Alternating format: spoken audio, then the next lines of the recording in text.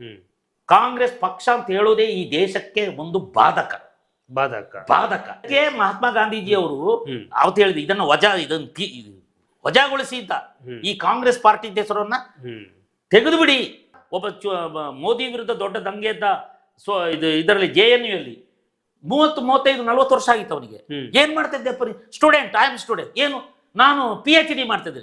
20 ವರ್ಷದಿಂದ JNU ಅಲ್ಲೇ, 40 ವರ್ಷ ಅವನಿಗೆ. ಅವನು ಕಾಂಗ್ರೆಸ್ ಟಿಕೆಟ್ ಕೊಡ್ತು ಡೆಲ್ಲಿಯಲ್ಲಿ, ಸೋತು ಸುಣ್ಣಾಗಿ ಮನೆಗೆ ಹೋದ. ಇದು ಅನೆ ಬರ. ನಾನು ಒಂದು ಮಾತು ಹೇಳ್ತೇನೆ, ನಮ್ಮ ಕರ್ನಾಟಕದ, ನನಗೆ ಇಡೀ ದೇಶದ ನನಗೆ ರೀಚ್ ಆಗ್ಲಿಕ್ಕಿಲ್ಲ, ನಮ್ಮ ದೇಶದ ನಮ್ಮ ರಾಜ್ಯದ ವಿದ್ಯಾರ್ಥಿಗಳು ಯೋಚಿಸಿ, ಇದೊಂದು ಬ್ಲಫ್. ನೀವು ಈ ಸೋನಂ ವಾಂಗ್ಚುಕ್ ಯಾರು, ಈ ಅಭಿಜಿತ್ ದೀಪ್ಸೆ ಯಾರು, ಅವರಿಗೆ ಸಪೋರ್ಟ್ ಕೊಟ್ಟವರು ಯಾರು, ಎಡಪಂಥೀಯರು ಯಾರು, ಇವರ ಉದ್ದೇಶ ಏನು? ಇವರ ಉದ್ದೇಶ ಖಂಡಿತವಾಗಿಯೂ ಶಿಕ್ಷಣ ಮಂತ್ರಿ ರಾಜೀನಾಮೆ ಕೊಡೋದಲ್ಲ. ಇವರ ಉದ್ದೇಶವೇ ಮೋದಿ. ಇವರ ಟಾರ್ಗೆಟ್ ಮೋದಿ, ಇವರ ಟಾರ್ಗೆಟ್ ಅಮಿತ್ ಶಾ, ಇವರ ಟಾರ್ಗೆಟ್ ದೋವಲ್. ಯಾಕೆಂದ್ರೆ ಇವರು ನೇಷನ್ ಫಸ್ಟ್ ಅಂತ ಹೇಳ್ತಾ ಇರುವವರು. ಇವರ ವಿರುದ್ಧ ಈ ಚಳವಳಿ ಇವರಿಗೆ ಗೊತ್ತಾಗಿದೆ. ಇನ್ನೂ ಒಂದು ಹೇಳ್ತೇನೆ, ಬಹಳ ಬಹಳ ರೋಚಕ ಅಂದ್ರೆ, ಒಂದು ಬಿಲ್ ಬರ್ತಾ ಇದೆ ಈಗ. ಏನಂದ್ರೆ ಫಾರಿನ್ ಫಂಡ್ ರೆಗ್ಯುಲೇಟಿಂಗ್ ಆಕ್ಟ್. ಈ ಸೆಷನ್ ಅಲ್ಲಿ ಬರ್ತಾ ಇದೆ, ಈ ಮಳೆಗಾಲದ ಸೆಷನ್ ಅಲ್ಲಿ ಬರ್ತಾ ಇದೆ. Foreign fund regulating act. ಇದು ಸೋನಂ ವಾಂಗ್ಚುಕ್ ಇದು ಹಿಂದ್ಗಡೆಗೆ ಮೆಣಸಿನಕಾಯಿ ಹಾಕಿದಾಗ ಆಗಿದೆ. ಮೊದಲೇ ಲೈಸೆನ್ಸ್ ಅನ್ನ ರದ್ದು ಮಾಡಿದ್ದಾರೆ. ವಿದೇಶದಿಂದ ಭಾರತದ ವಿರುದ್ಧ ಫಂಡ್ ಕಳಿಸ್ತಾ ಇರುವ ಇಂಥ ವ್ಯಕ್ತಿಗಳಿಗೆ ಇದಕ್ಕೆ ಕಾಂಗ್ರೆಸ್ ವಿರೋಧ. ಅಂದ್ರೆ ಇವ್ರದೆಲ್ಲ ಉದ್ದೇಶ ಏನು? ನಮ್ಮ ದೇಶದ ಆಂತರಿಕ ಶಕ್ತಿಯನ್ನು ಕುಗ್ಗಿಸೋದಾ? ಹೇಳಿ. ನಾಳೆ ಮೋದಿ ಕೂಡ ನಮ್ಮ ದೇಶದ ಆಂತರಿಕ ಶಕ್ತಿ ಕುಗ್ಗಿಸೋದಾದ್ರೆ ನಾವು ಅವರ ಬೆಂಬಲಕ್ಕೆ ನಿಲ್ಲೋದಿಲ್ಲ. ನಮಗೆ ನೇಷನ್ ಫಸ್ಟ್. ನಾವು ಮಾರ್ಷಲ್ ಕುಟುಂಬದಿಂದ ಬಂದವರು, ನಮಗೆ ದೇಶ ಮುಖ್ಯ. ಈಗ ನಡೀತಿರುವುದು ದೇಶ ವಿರೋಧಿ ಘೋಷಣೆಗಳು. ಅವರು ಚೀನಾಕ್ಕೆ ಬೆಂಬಲ ಯಾಕೆ ಘೋಷಿಸ್ತಾರೆ? ಪಾಕಿಸ್ತಾನಕ್ಕೆ ಯಾಕೆ ಬೆಂಬಲ ಘೋಷಿಸ್ತಾರೆ? ಯಾಕೆ ಉಮರ್ ಖಲೀದನನ್ನು ಬೆಂಬಲಿಸ್ತಾರೆ? ಯಾಕೆ ಕಸಬನ್ನು ಬೆಂಬಲಿಸ್ತಾರೆ? ಯಾಕೆ ಔರಂಗಜೇಬನ ಪೋಸ್ಟರ್ ಅನ್ನು ತೋರಿಸ್ತಾರೆ? ಇದಕ್ಕೂ ಇದಕ್ಕೇನು ಸಂಬಂಧ? ಯಾಕೆ ವಿಡಿಯೋಗಳಲ್ಲಿ ನಾವು ನೇಪಾಳದ ಹಾಗೆ ಮಾಡ್ತೀವಿ ಅಂತ ಹೇಳ್ತಾರೆ? ಯಾಕೆ ನಾವು ಪ್ರಧಾನಿಯ ಮನೆಗೆ ನುಗ್ಗಿ ಅವರನ್ನು ಓಡಿಸ್ತೀವಿ ಅಂತ ಹೇಳ್ತಾ ಇದ್ದಾರೆ? ಯಾಕೆ ಪಾರ್ಲಿಮೆಂಟಿಗೆ ಬೆಂಕಿ ಕೊಡ್ತೀವಿ ಅಂತ ಹೇಳ್ತಾ ಇದ್ದಾರೆ? ಪಾರ್ಲಿಮೆಂಟ್ ಈ ದೇಶದ ಆತ್ಮ, ಈ ದೇಶದ ದೇಗುಲ. ಇದಕ್ಕೆ ಬೆಂಕಿ ಕೊಡ್ತೀವಿ ಅಂತ ಹೇಳ್ತಾ ಇದ್ದಾರೆ. ಮತ್ತೆ ದಂಗೆ ಆಗಿದ್ದು ವಿದ್ಯಾರ್ಥಿಗಳಿಗೆ ಲಾಠಿ ಚಾರ್ಜ್ ಆಯ್ತು. ನೋಡಿ, ವಿದ್ಯಾರ್ಥಿಗಳಿಗೆ ಲಾಠಿ ಚಾರ್ಜ್ ಯಾವಾಗ ಆಗುತ್ತೆ? ಅವರನ್ನ ತಡೆದಾಗ.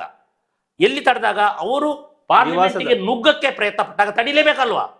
ಅಥವಾ ಪೊಲೀಸರು ಇರೋದು ಬನ್ನಿ ಬನ್ನಿ ನುಗ್ಗಿ, ಈ ಕಡೆ ಡೋರ್ ಇದೆ, ಈ ಕಡೆ ಡೋರ್ ಇದೆ, ಇದು ಸ್ಪೀಕರ್ದು ಚೇರು, ಅದನ್ನ ಕೇಳಿ, ಇದು ಪ್ರಧಾನಮಂತ್ರಿಗಳು ಕೂತ್ಕೊಳ್ಳೋ ಜಾಗ, ಅದಕ್ಕೆ ಬೆಂಕಿ ಕೊಡಿ. ಇದಕ್ಕೆ ಪೊಲೀಸ್ ಇರೋದಲ್ಲ, ತಡಿಯಕ್ಕಿರೋದು. ತಡೆದಾಗ ಕಲ್ಲೆಸೆದ್ರು, ಮೆಣಸಿನ ಪುಡಿ ಎರಚಿದ್ರು.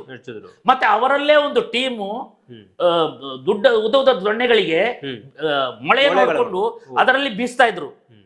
ಅವ್ರು ನೋಡಿ ನೋಡಿ ಹೆಣ್ಣು ಮಕ್ಕಳಿಗೆ ಬಿಸ್ತಾ ಇದ್ರು, ಅದನ್ನ ಫೋಟೋ ತೆಗಿತಾ ಇದ್ರು.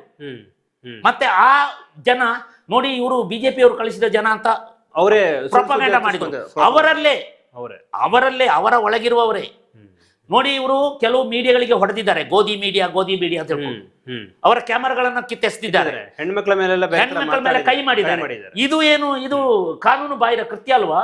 ಮತ್ತೆ ನಿಮಗೆ ಹೇಳಿದಾಗ 60 ವಿದ್ಯಾರ್ಥಿಗಳಿಗೆ ಗಾಯ ಆದ್ರೆ 160 ಪೊಲೀಸರಿಗೆ ಗಾಯ ಆಗಿದೆ, ಸಿವಿಯರ್ ಇಂಜುರಿ ಆಗಿದೆ, ತಲೆಗೆ ಪೆಟ್ಟಾಗಿದೆ, ಅನ್ಕಾನ್ಸಿಯಸ್ ಆಗಿದ್ದಾರೆ, ಕೈ ಮುರಿದಿದ್ದಾರೆ, ಕಾಲ್ ಮುರಿದಿದ್ದಾರೆ, ಹಾಕೊಂಡು ತುಳಿದು ಒದ್ದಿದ್ದಾರೆ. ಅವರು ಟಿಯರ್ ಗ್ಯಾಸ್ ಅನ್ನ ಮಾಡಿದ್ದಾರೆ ಪೊಲೀಸರು. ಅವರ ಕರ್ತವ್ಯ ಏನು?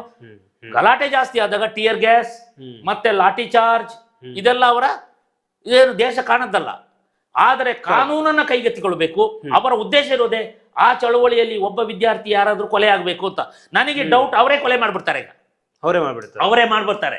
ಮತ್ತೆ ನೋಡಿ, ಈ ಸೋನಂ ವಾಂಗ್ಚುಕ್ ಉಪವಾಸ ಕೂತ್ರಲ್ಲ, ದೇಹದ ಸ್ಥಿತಿ ಹದಗೆಟ್ಟಾಗ ಕೋರ್ಟ್ ಏನ್ ಹೇಳ್ತು? ಅವರನ್ನ ಚಿಕಿತ್ಸೆ ಕೊಡಿ ಅಂತ ಅಲ್ವಾ? ಕೋರ್ಟ್ ಹೇಳಿದಲ್ಲ.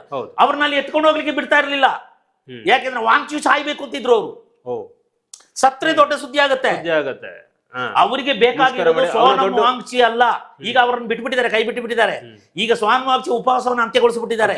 ಯಾಕಂದ್ರೆ ಅವರಿಗೆ ನೀವು ಬೇಕಿಲ್ಲ, ನೀವು ಸಾಯೋದು ಬೇಕಾಗಿತ್ತು. ನೀವು ಖತರ್ನಾಕ್, ನೀವು ಅಲ್ಲಿಯ ಲಡಾಖಿಂದ ಬಂದು ಇಲ್ಲಿ ಚಂದ ನೋಡ್ಲಿಕ್ಕೆ ಮೋದಿ ವಿರುದ್ಧ ನಿಮ್ಮ ಫಂಡ್ ಖಾಲಿ ಆಗಿದ್ದಕ್ಕೆ ಈಗ ಇದಕ್ಕೆ ಫಂಡಿಂಗ್ ನಡೀತಾ ಇದೆ, ಈ ಚಳುವಳಿಗೆ ಫಂಡಿಂಗ್ ನಡೀತಾ ಇದೆ. ಇಲ್ಲದಿದ್ದರೆ ನೋಡಿ, ಅವರ ಫಾಲೋವರ್ಸ್ ವಿದೇಶದವರು ಹೆಚ್ಚು ಇಂಡಿಯಾದವರಿಗಿಂತ ಈ ಕಾಕ್ರೋಚಿಗೆ. ಅಲ್ಲಿಂದ ಅಮೆರಿಕದ ಇಂಟೆಲಿಜೆನ್ಸ್ ಮೊದಲೇ ಹೇಳಿತ್ತು 20ಕ್ಕೆ ಅಲ್ಲಿಗೆ ಮುತ್ತಿಗೆ ಆಗುತ್ತೆ. ಹೇಗೆ ಗೊತ್ತು ಇವರಿಗೆ? ಇವ್ರದೇ ಪ್ಲಾನ್. ಉದಾಹರಣೆಗೆ ಭಾರತ ಇವತ್ತು ವಿಶ್ವಗುರುವಿನ ಸ್ಥಾನಕ್ಕೆ ಹೋಗಬೇಕು ಅಂತ ಹೇಳುವ ಹಂತದಲ್ಲಿದೆ. ಇದನ್ನ ನಗುಬೇಡಿ. ಮೋದಿಯವರತ್ತ ಎಲ್ಲರೂ ನೋಡ್ತಾ ಇದ್ರೆ ವಿಶ್ವದ ನಾಯಕರು. ಯಾವುದೇ ರಾಷ್ಟ್ರಕ್ಕೆ ಹೋದರೆ ಮೋದಿಗೆ ಸಿಗುವ ಗೌರವ, ಮೋದಿಗೆ ಕೊಡ್ತಿರುವ ಪ್ರಶಸ್ತಿಗಳು ಇವರನ್ನು ದಂಗುಬಡಿಸಿದೆ. ಅಮೆರಿಕಕ್ಕೆ ದಂಗಾಗಿದೆ. ಆ ಇರಾನ್ನನ್ನೇ ಅವರಿಗೆ ಬಗ್ಗಿಸ್ಲಿಕ್ಕೆ ಆಗ್ಲಿಲ್ಲ ಈ ಅಮೆರಿಕಕ್ಕೆ. ಭಾರತವನ್ನ ಇತ್ತೀಚೆಗೆ ನ್ಯೂಜಿಲೆಂಡ್, ಆಸ್ಟ್ರೇಲಿಯಾಕ್ಕೆ ಹೋಗಿದ್ರಲ್ಲ, ಅವರಿಗೆ ಸಿಕ್ಕ ಸ್ವಾಗತ ಏನು? ಒಬ್ಬ ದೇಶದ ನಾಯಕನಿಗೆ ವಿದೇಶದಲ್ಲಿ ಸಿಗ್ತಿರುವ ಇದನ್ನು ನೋಡಿ ದಂಗಾಗಿದ್ದಾರೆ. ಪ್ರಶಸ್ತಿಗಳು ಅವರಿಗೆ ಎಷ್ಟು ನೂರಾರು ಪ್ರಶಸ್ತಿಗಳು ಬಂದುಬಿಟ್ಟಿದೆ. ಕೇಳಿ ಪಡೆದದಲ್ಲ ಅದು. ಇದು ಒಟ್ಟು ಈ ಚಳವಳಿಯ ಒಂದು ವಿಚಾರ. ದಯವಿಟ್ಟು ಇಂಥ ಖತರ್ನಾಕ್ಗಳಿಗೆ ಇದನ್ನ ದೇಶದ್ರೋಹಿಗಳು ಅಂತ ಹೇಳದೆ ವಿಧಿ ಇಲ್ಲ. ವಿದ್ಯಾರ್ಥಿಗಳು ಕೇವಲ 20% ಫೇಲ್ ಆದವರು ಇದ್ದಾರೆ. ಅದರಲ್ಲಿ ನೀಟ್ ಪರೀಕ್ಷೆಯಲ್ಲಿ ಫೇಲ್ ಆದವರು ಇದ್ದಾರೆ. ಅವರಿಗೆಲ್ಲ ಮಾರ್ಕ್ಸ್ ಕೊಡ್ಬೇಕಾಗಿತ್ತೇನೋ? ನಾವು ಪೋಸ್ಟ್ಪೋನ್ ಆಗಿದ್ದಕ್ಕೆ ಮಾರ್ಕ್ಸ್ ಕಮ್ಮಿ ಆಯ್ತು. ಆ ರ್ಯಾಂಕ್ ಪಡೆದವನು ಹೇಳ್ತಿದ್ದ, ಏನಾಯ್ತು? ಓದಿರ್ತಾರೆ, ತಲೆಯಲ್ಲಿ ಇರ್ತದೆ. ಕರೆಕ್ಟ್, ಓದಿದ್ದು ತಲೆಯಲ್ಲಿ ಇರ್ತದೆ, ಇನ್ನಷ್ಟು ಓದ್ಕೊಳ್ಳೋಣ ಅಷ್ಟೇ. ಅದರಿಂದ ನಿಮಗೆ ಕ್ವಶನ್ ಪೇಪರ್ ಲೀಕ್ ಆಗಿ ಆ ಲೀಕ್ ಆದ ಪೇಪರ್ ಸಿಗಲಿಲ್ಲ ಅಂತ ಯಾಕೆ ರೋಷ? ಲೀಕ್ ಆಗಿದ್ದು ಬಹಿರಂಗ ಆಗದೆ ಅದರೆಲ್ಲ ಬರೆದು ಬಿಟ್ಟು ನೀವು ಪಾಸ್ ಆಗ್ಬಿಟ್ಟಿದ್ರೆ, ನೀವೇನಾದ್ರೂ ಡಾಕ್ಟರ್ ಆಗ್ಬಿಟ್ರೆ ನೀವು ನಾಯಿ ಇಂಜೆಕ್ಷನ್ ಕೊಟ್ಬಿಡ್ತೀರಿ ನಮಗೆ ಅಲ್ವಾ? ಇಂಥವ್ರು ಡಾಕ್ಟರ್ ಆಗ್ಬಿಟ್ರೆ, ಇವರು ಮನುಷ್ಯರಿಗೆ ಇಂಜೆಕ್ಷನ್ ನಾಯಿ ಇಂಜೆಕ್ಷನ್ ಕೊಟ್ಬಿಟ್ರೆ ನಾವು ಬೊಗಳ್ತಾ ಇರೋದೇ ಇಂಥವ್ರು ಡಾಕ್ಟರ್ ಆದ್ರೆ. ಇದು ಈ ದೇಶದ ಸ್ಥಿತಿ. ವಿದ್ಯಾರ್ಥಿಗಳೇ, ಕೇವಲ ನೀಟ್ ಇರೋದಲ್ಲ, ಈ ದೇಶದಲ್ಲಿ ಅನೇಕ ಅರ್ಹತಾ ಪರೀಕ್ಷೆಗಳಿವೆ. ಈ ನೀಟನ್ನೇ ರದ್ದು ಮಾಡಬೇಕು. ನಾನು ಒಂದು ದೃಷ್ಟಿಯಲ್ಲಿ ಹೇಳೋದಾದ್ರೆ ರಾಜ್ಯಗಳಿಗೆ ಕೊಡ್ಲಿ, ಅವ್ರ ಹಣೆ ಬರ. ಅಲ್ಲಿ ವೈದ್ಯಕೀಯ ಕಾಲೇಜುಗಳಿದೆ. ಇವತ್ತು ಇದು ಒಂದು ಮಾಫಿಯಾ. ಗಲ್ಲಿಗಳಲ್ಲಿ coaching camp, NEET coaching camp, 100 ಅಂಕ ಗಳಿಸಲು ನಾವು ಸಹಾಯ ಮಾಡ್ತೇವೆ. ಹಣಬೆಗಳಾಗೆ ಎಷ್ಟು 1 ಲಕ್ಷ ನೀಟ್ ವಿದ್ಯಾರ್ಥಿಗಳ ಹತ್ರ ವಸೂಲು ಮಾಡೋದು. ಖಾಸಗಿ ಮೆಡಿಕಾಲೇಜುಗಳು ದಂಧೆ. ಇದನ್ನೆಲ್ಲ ನೋಡ್ಬೇಕಲ್ಲ ನಾವು. ಇದಕ್ಕಾಗಿಯೇ ಇಷ್ಟೊಂದು ದೊಡ್ಡ ಪ್ರಮಾಣದ ಇವರು ಮೋದಿ ಅವರು 823 ಕಾಲೇಜುಗಳನ್ನ ತೆರೆದದ್ದು. ಮೆಡಿಕಲ್ ಕಾಲೇಜುಗಳನ್ನ 387 ಇದ್ದದ್ದು ಮನಮೋಹನ್ ಸಿಂಗ್ ಕಾಲದಲ್ಲಿ. ಈಗ 823 ಮೆಡಿಕಲ್ ಕಾಲೇಜುಗಳಿವೆ. 1,36,939 ಹತ್ತಿರ 37 ಲಕ್ಷ, 1,37,000 ಸೀಟುಗಳು ಹೆಚ್ಚಾಗಿದೆ. ಈ ಸಾರಿ 20 ಲಕ್ಷ ವಿದ್ಯಾರ್ಥಿಗಳಲ್ಲಿ 11 ಲಕ್ಷ ವಿದ್ಯಾರ್ಥಿಗಳು ಉತ್ತೀರ್ಣರಾಗಿದ್ದಾರೆ, 9 ಫೇಲ್ ಆಗಿದ್ದಾರೆ. ಮತ್ತೆ ಸತ್ತದ್ದು ಇದೇ ಮೊದಲಲ್ಲ. 40,000 ರಿಂದ 50,000 ವಿದ್ಯಾರ್ಥಿಗಳು ಈ 2004ರಿಂದ 2013 ಆಗಿದೆ.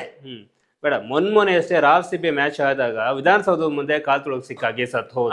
ಅವಾಗ ಮುಖ್ಯಮಂತ್ರಿಗಳು ರಾಜೀನಾಮೆ ಕೊಟ್ರ, DCM ರಾಜೀನಾಮೆ ಕೊಟ್ರ, ಪರಮೇಶ್ವರ್ ಅವರು ರಾಜೀನಾಮೆ ಕೊಟ್ಟಿಲ್ಲ. ಅವ್ರು ಕೇಳಿದ್ದೇನೆಂದ್ರೆ ಕೊಹ್ಲಿ ಇನ್ನು ಮುಂದೆ ರಾಷ್ಟ್ರದಲ್ಲಿ ಆಡಬಾರದು ಅಂತ. ಅವ್ರು ಆಡಬಾರ್ದು. ಯಾಕೆಂದ್ರೆ ಇದಕ್ಕೆಲ್ಲ ಹೊಣೆ ಕೊಹ್ಲಿ. ಅದರಿಂದ ವಿರಾಟ್ ಕೊಹ್ಲಿ ಕ್ರಿಕೆಟೇ ಆಡಬಾರದು. DKC ಮಗಳನ್ನ ಸಿದ್ದರಾಮಯ್ಯನ ಮಗನನ್ನ ಆ ವೇದಿಕೆಯಲ್ಲಿ ಕರ್ಕೊಂಡು ಬಂದು ಅವರಿಗೆಲ್ಲ ಸನ್ಮಾನ ಮಾಡ್ಲಿಕ್ಕೆ ಯಾರ್ರಿ ಮೊಮ್ಮಗನ ಕೊಟ್ಟಿದ್ದು ನಿಮ್ಗೆ? ಮತ್ತೆ ಅದು ಅಷ್ಟೊಂದು ಜನ ಸತ್ತಾಗ ಯಾರು ರಾಜೀನಾಮೆ ಕೇಳಲಿಲ್ಲ. ನಿಮ್ಮದು ಕರ್ತವ್ಯ ಹೊಣೆಯೇ ಅಲ್ಲ, ನೀವೆಲ್ಲ ಕರ್ತವ್ಯ ನಿರತರಾಗಿದ್ದೀರಿ.